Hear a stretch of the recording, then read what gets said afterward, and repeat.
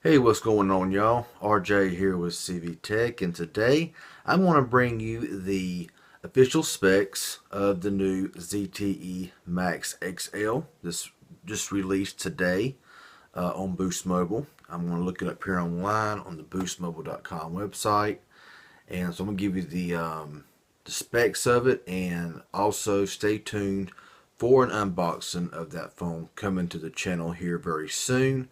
As soon as I'm able to pick it up, I will be picking it up, unboxing it, and trying it out, all that cool stuff. So let's go ahead and get started in with this video here.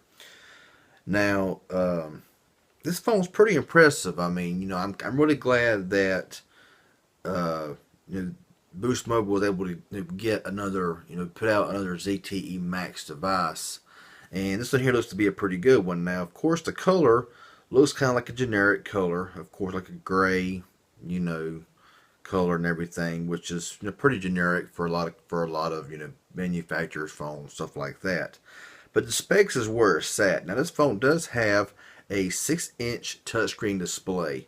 Now it does not say FHD, so we can only imagine it's only going to be 1280 by 720 with a 6-inch display.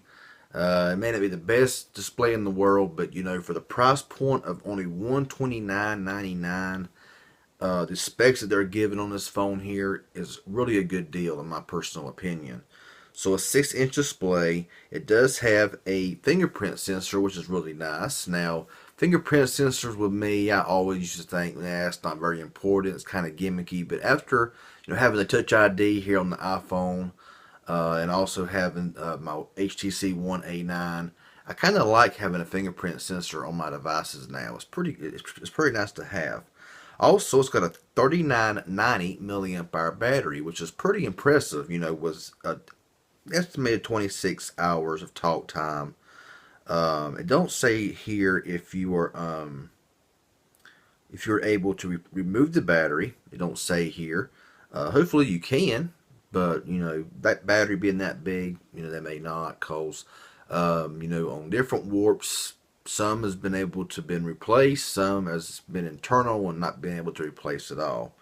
Also, this has 3G, 4G LTE Plus with 2x20 CA, which is carrier aggregation. Now it says right here, switch seemingly between Sprint's nationwide 3G and 4G LTE networks, and the all-new LTE Plus network were available, of course. And LTE Plus with 2x20 carrier aggregation offers faster service with double the network capacity and increased speed.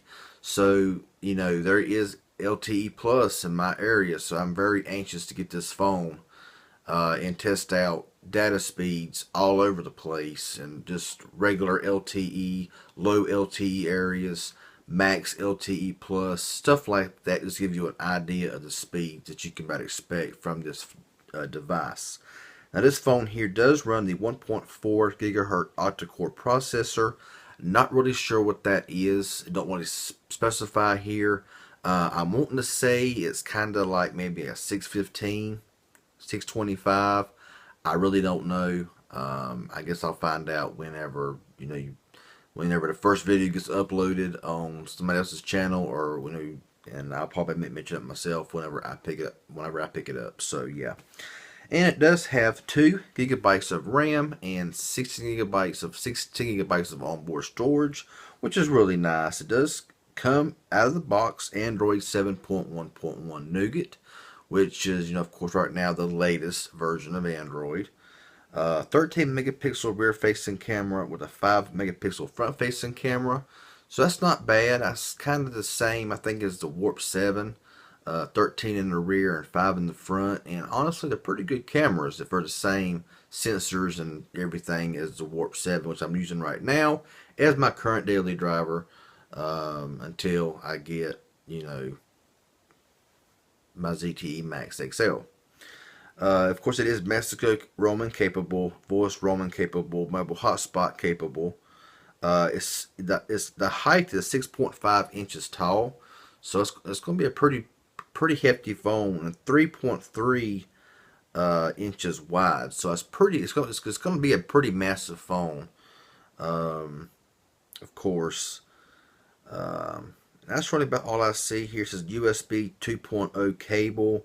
I'm guessing it'll probably have some kind of fast charge. It don't really say here. The full. This is just showing you the specs here, but it may not be showing you every single thing.